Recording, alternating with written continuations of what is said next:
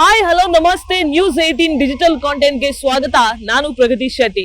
ನಾಳೆಯಿಂದ ದ್ವಿತೀಯ PUC ಪರೀಕ್ಷೆ ಆರಂಭ ಆಗ್ತಾ ಇದೆ. ಸೊ ಪರೀಕ್ಷೆ 3 ಸಲ ನಡೆಯುತ್ತೆ. ಅಂದ್ರೆ ಪರೀಕ್ಷೆ 1, 2, 3 ಅಂತ ಈ ರೀತಿಯಾಗಿರುತ್ತೆ. ನಾಳೆಯಿಂದ ಮೊದಲ ಪರೀಕ್ಷೆ ಆರಂಭ ಆಗ್ತಾ ಇದೆ. ಈ ಪರೀಕ್ಷೆ ನಡೆಯುವಂತಹ ಹೊತ್ತಲ್ಲೇ ಸಾಕಷ್ಟು ಗೊಂದಲಗಳಿವೆ. ಅಂದ್ರೆ ವಿದ್ಯಾರ್ಥಿಗಳಿಗೆ ಪ್ರಶ್ನೆ ಪತ್ರಿಕೆ ಲೀಕ್ ಆಗಿದೆಯಾ ಅನ್ನುವಂತಹ ಆತಂಕ ಶುರುವಾಗಿದೆ. ಸೊ ಈ ವಿಚಾರದ ಬಗ್ಗೆ KSEAB ಏನ್ ಹೇಳುತ್ತೆ, ನ್ಯೂಸ್ 18 ನ ಈ ಬಗ್ಗೆಯ ಸತ್ಯಾಸತ್ಯತೆಯನ್ನ ಇವತ್ತಿನ ದಿನದಲ್ಲಿ ಈ ವಿಡಿಯೋದಲ್ಲಿ ನಾವು ನಿಮ್ಗೆ ಹೇಳ್ತಾ ಹೋಗ್ತೀವಿ, ಕೇಳಿ.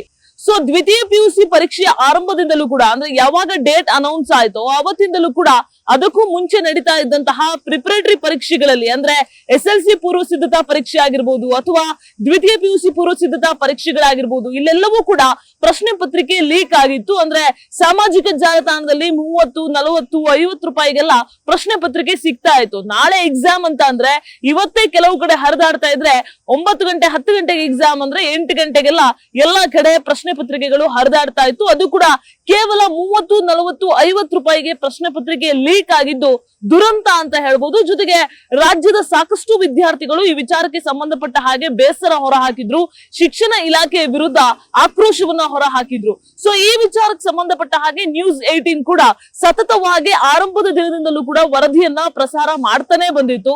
ಸೊ ನಾಳೆ ದ್ವಿತೀಯ PUCಯ ಮುಖ್ಯ ಪರೀಕ್ಷೆ ಆರಂಭ ಆಗುತ್ತೆ. ಅಂದ್ರೆ ವರ್ಷವಿಡೀ ವಿದ್ಯಾರ್ಥಿಗಳು ಏನ್ ಓದಿರ್ತಾರೆ ಆ ಓದಿಗೆ ಪ್ರತಿಫಲ ಸಿಗುವಂತಹ ಸಂದರ್ಭ, ಪೋಷಕರು ಕಂಡುಕೊಂಡಂತಹ ಕನಸಿಗೆ, ಅಂದ್ರೆ ತಮ್ಮ ಮಕ್ಕಳ ಮೇಲೆ ಕಂಡುಕೊಂಡಂತಹ ಕನಸಿಗೆ ಮಕ್ಕಳು ಯಾವ ರೀತಿಯಾಗಿ ಓದಿ ಎಕ್ಸಾಮ್ ಬರೀತಾರೋ ಅದ್ರ ರಿಸಲ್ಟ್ ಪೋಷಕರ ಕನಸು ಮೇಲೂ ಕೂಡ ಇರುತ್ತೆ. ಸೊ ಮುಂದೆ ಅವ್ರು ಯಾವ ರೀತಿಯಾಗಿ ಕೋರ್ಸ್ ಅನ್ನ ಸೆಲೆಕ್ಟ್ ಮಾಡಬೇಕು ಅದೆಲ್ಲವೂ ಕೂಡ ಅವರು ನಾಳೆ ಬರೆಯುವಂತಹ ಎಕ್ಸಾಮ್ ಮೇಲೆ ಇರುತ್ತೆ. ಸೊ ಇಂತಹ ಸಂದರ್ಭದಲ್ಲಿ ಪ್ರಶ್ನೆ ಪತ್ರಿಕೆ ಲೀಕ್ ಆಗಿದೆ ಅನ್ನುವಂತಹ ಒಂದು ವಿಚಾರ ಎಲ್ಲಾ ಕಡೆ ಹರಿದಾಡ್ತಾ ಇದೆ. ಆದ್ರೆ ಸಾಮಾಜಿಕ ಜಾಲತಾಣಗಳಲ್ಲಿ ಒಂದಷ್ಟು ಕಿಡಿಗೇಡಿಗಳು ಫೇಕ್ ಅಕೌಂಟ್ ಅನ್ನ ಮಾಡ್ಕೊಂಡು, ಅಂದ್ರೆ ಅದಕ್ಕೆ ಹೆಸರಿಲ್ಲ, ಅದಕ್ಕೊಂದು ಪ್ರೊಫೈಲ್ ಇಲ್ಲ, ಅದಕ್ಕೊಂದು ಇನ್ಫಾರ್ಮೇಶನ್ ಇಲ್ಲ, ಅವ್ರು ಯಾರು ಏನು ಎತ್ತ ಇದ್ಯಾವುದು ಕೂಡ ಡೀಟೇಲ್ಸ್ ಇಲ್ಲ.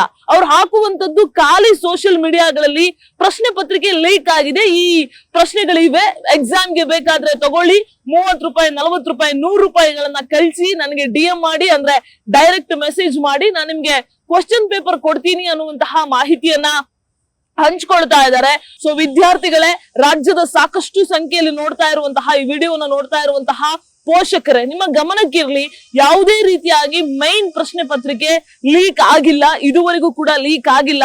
ಅವ್ರು ಏನ್ ಬಿಡ್ತಾ ಇದಾರೆ ಕ್ವಶನ್ ಪೇಪರ್ ಅದೆಲ್ಲವೂ ಕೂಡ ಪೂರ್ವ ಸಿದ್ಧತಾ ಪರೀಕ್ಷೆಯ ಪ್ರಶ್ನೆ ಪತ್ರಿಕೆಯನ್ನ ಅದ್ರ ಏನಿರುತ್ತೆ ಆ ಹೆಡ್ಡಿಂಗ್ ಅದನ್ನ ತೆಗೆದುಬಿಟ್ಟು ಆ ಕ್ವಶನ್ ಗಳನ್ನ, ಆ ಪ್ರಶ್ನೆಗಳನ್ನ ಕ್ರಾಪ್ ಮಾಡಿ ಸ್ಟೋರಿಗಳಲ್ಲಿ ಹಾಕೊಂಡು ವಿದ್ಯಾರ್ಥಿಗಳನ್ನ ಸೆಳೆಯುವಂತಹ ಪ್ರಯತ್ನ ಮಾಡ್ತಾ ಇದ್ದಾರೆ. ಸೊ ಇದುವರೆಗೂ ಪ್ರಶ್ನೆ ಪತ್ರಿಕೆ ಲೀಕ್ ಆಗಿಲ್ಲ. ಸೊ ಇದನ್ನ ನಂಬಿ, ಅಂದ್ರೆ ಅವ್ರು ಯಾವ್ದೋ ಕ್ವಶನ್ ಪೇಪರ್ ಅನ್ನ ಕಳಿಸ್ತಾರೆ ಅಥವಾ ಆ ಕಿಡಿಗೇಡಿ ಯಾವ್ದೋ ಒಂದು ಪ್ರಶ್ನೆ ಪತ್ರಿಕೆಯನ್ನ ಕಳಿಸ್ತಾನೆ, ಅದನ್ನ ನೋಡ್ಕೊಂಡು ಹೋಗಿ ನಾನು ಎಕ್ಸಾಮ್ ಬರೀತೀನಿ ಅಂತ ಅಂದ್ರೆ ಖಂಡಿತ ನೀವು ಅನುತ್ತೀರ್ಣ ಆಗೋದ್ರಲ್ಲಿ ಯಾವುದೇ ಅನುಮಾನ ಇರೋದಿಲ್ಲ.